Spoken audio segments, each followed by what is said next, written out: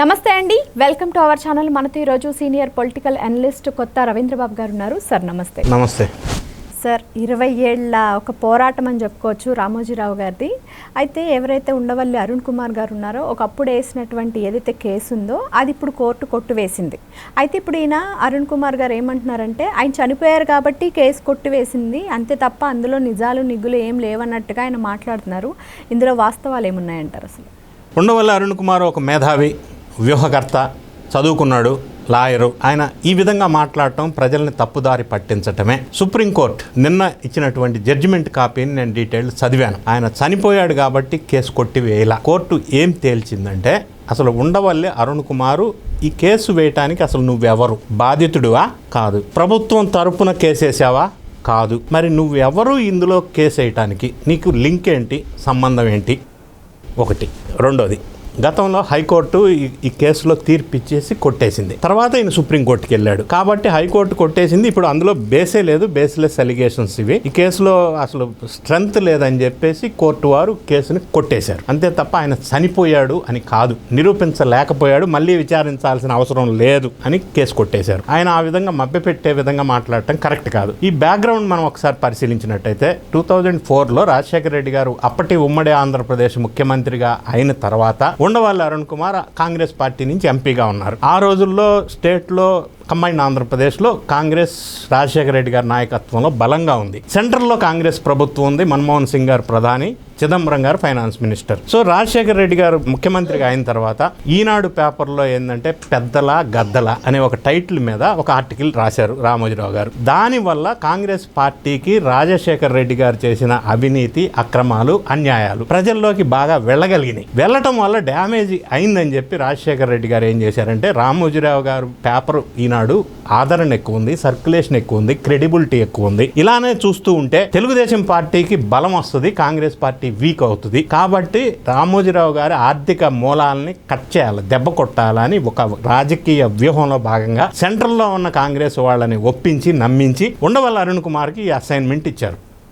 అప్పుడు ఉండవల్లి అరుణ్ కుమార్ గారు కాంగ్రెస్ రాజశేఖర రెడ్డి గారి కళ్ళల్లో ఆనందం చూడటం కోసం ఒక కేసు వేశారు. ఆ కేసు ఏంటంటే మార్గదర్శి ఫైనాన్స్ ఈ డిపాజిట్ దారులకి డబ్బు తిరిగి చెల్లించట్లేదు, డిఫాల్ట్ అవుతుంది అని జనంలో ఒక రెచ్చగొట్టే ప్రయత్నం చేశారు. యాక్చువల్గా డిపాజిట్ దారులకి అప్పటికి డబ్బు ఎవరు ఎగకొట్ల, కానీ ఒక అశాంతిని కలిగించడం కోసం, అంటే ఫైనాన్షియల్గా పబ్లిక్ నుంచి ప్రెషర్ తీసుకురావడం కోసం, రామోజీరావు గారి ఆర్థిక మూలాలను ఇబ్బంది క్రియేట్ చేయడం కోసం ఈ విధంగా ఒక కేసు వేశారు. అప్పుడు హైకోర్టులో జడ్జిమెంట్లో ఏమి అవుట్కమ్ వచ్చిందంటే ఎవరు బాధితులు లేరు, బాధితులు ఎవరు కోర్టుకు వెళ్ళా, నష్టపోయిన వాళ్ళు ఎవరు లేరు. ఒకటి అది. కాబట్టి కేసు నిలవనప్పుడు వీళ్ళు అరుణ్ కుమార్ నేతృత్వంలో ఏమి టర్న్ తీసుకున్నారంటే అది కరెక్టే, మరి ఇందులో నిలబడలేదు కాబట్టి HUF అంటారు, హిందూ అన్డివైడెడ్ ఫ్యామిలీ. రామోజీరావు గారి బిజినెస్ సంస్థలన్నీ కూడా ఇండివిజువల్ ఫ్యామిలీ బిజినెస్, పార్ట్నర్స్ ఎవరు ఉండరు. అది హిందూ అన్డివైడెడ్ ఫ్యామిలీ కింద మార్గదర్శి ఫైనాన్స్ ఏర్పాటు చేశారు. అందులో సెక్షన్ 45S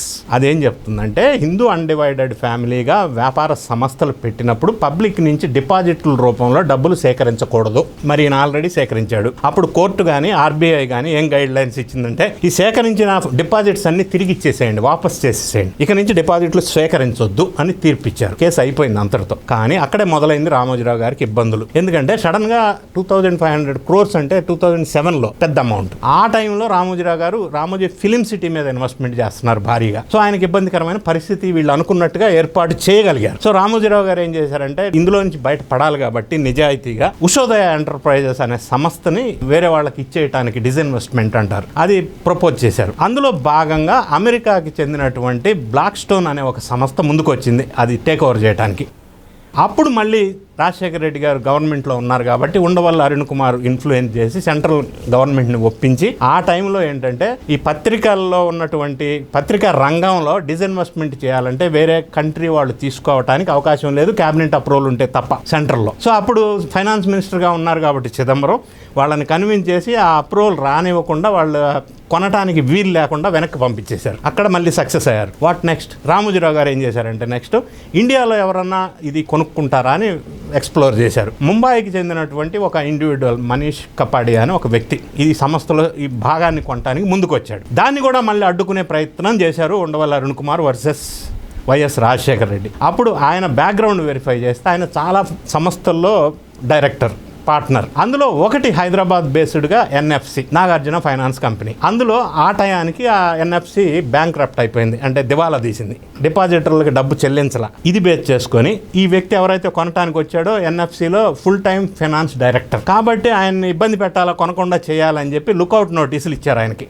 ఆయనకి అప్పుడు అర్థమైంది, రియలైజ్ అయింది, ఇది కొనాలి అంటే రాజశేఖర రెడ్డి గారి ప్రభుత్వం అధికారంలో ఉంది, కొననివ్వకుండా అడ్డుపడుతున్నారు. There is a war between Rajasekhara Reddy and Ramoji Rao గారు. మనం ఇక్కడ ఎంటర్ అయితే ప్రాబ్లం అవుతుంది, లుకౌట్ నోటీసులు ఇచ్చారని వీళ్ళు భయపెట్టారు. ఆయన భయపడ్డాడు. అప్పుడు దుబాయ్ వెళ్ళిపోయాడు ఆయన. ఇక్కడ ఉంటే మళ్ళీ అరెస్ట్ చేస్తారని. దుబాయ్ వెళ్ళిన తర్వాత కూడా వీళ్ళు ప్రాసెస్ చేసేసి ఆయనకి అమ్మారు, ఆయన కొన్నారు ఉషోదయ ఎంటర్ప్రైజెస్లో షేర్. అప్పటికే రామోజీరావు గారు అన్ని స్టేట్స్లో అన్ని ఛానల్స్ అన్ని భాషల్లో ఓపెన్ చేసే ప్రయత్నం జరుగుతుంది. అటువంటి బిజినెస్ పర్సన్ ఎంకరేజ్ చేయకుండా అది కటాప్ చేసుకొని ఉషోదయ ఎంటర్ప్రైజెస్ ఆయనకు అమ్మేసి దాని ద్వారా వచ్చినటువంటి అమౌంట్లో డిపాజిట్దారులందరికీ 2007 నుంచి 2008 మార్చి వరకు 2596 crores పే చేశాడు. ఇంకా మిగిలింది 5.33 crores కూడా అన్క్లైమ్డ్, ఇంకెవరు వచ్చి క్లెయిమ్ చేసుకోవాలా, అది కూడా సపరేట్గా పెట్టారు, ఎవరన్నా వచ్చి క్లెయిమ్ చేసుకుని తీసుకెళ్ళిపోండి అని. సో అక్కడ కూడా పేమెంట్ చేసేసారు, ఫ్రాడ్ జరగలేదు, బాధితులు ఎవరు కోర్టుకు వెళ్ళలేదు. ఇక్కడ ఆశ్చర్యకరమైన విషయం ఏంటంటే ఆ బాధితుల్లో కాంగ్రెస్ పార్టీ వాళ్ళు ఉన్నారు, రకరకాల పార్టీల వాళ్ళు ఉన్నారు, వాళ్ళు కూడా బాధితులు మేమని చెప్పి కోర్టుకు వెళ్ళాలి. అక్కడ ఫ్యాక్ట్ అది. సో ఎవరు వెళ్ళనప్పుడు డిపాజిట్దారులకి ఈయన పేమెంట్ చేసినప్పుడు కేసే లేదు కదా. సో HUF 45S కింద కూడా ఈ కేసు నిలబడలా. అప్పుడు కొట్టేశారు, కేసు మొత్తం క్లోజ్ అయిపోయింది. ఈయన మళ్ళీ సుప్రీంకోర్టుకి వెళ్తే ఇప్పుడు లేటెస్ట్ జడ్జిమెంట్ ఇది. ఈ బ్యాక్గ్రౌండ్ నేపథ్యంలో ఈ ఉండవల్లి అరుణ్ కుమార్ అప్పట్లో రాజశేఖర రెడ్డి గారి కళ్ళల్లో ఆనందం చూడటం కోసం, రామోజీరావు గారి ఆర్థిక సామ్రాజ్యాన్ని దెబ్బతీయటం కోసం కేసులు పరంపర 20 సంవత్సరాలు కొనసాగించారు. సరే, రామోజీరావు గారు చనిపోయినా కూడా దానివల్ల కేసు కొట్టి వేయబడలా, సాక్ష్యాధారాలు లేవు. ఉండవల్లి అరుణ్ కుమార్ ఆ కేసు వేయడానికి అసలు ఛాన్సే లేదు. SLP వేశారు ఆయన, స్పెషల్ లీవ్ పిటిషన్ సుప్రీంకోర్టులో. దాన్ని కొట్టు వేస్తూ జడ్జిమెంట్ ఇచ్చారు. దాన్ని ఈయన మళ్ళీ ప్రజల్లో మభ్యపెట్టడానికి మళ్ళీ ఇంకో నాటకాలు ఆడుతున్నాడు. ఎందుకంటే జగన్మోహన్ రెడ్డి గారి కళ్ళల్లో ఆనందం చూడటానికి.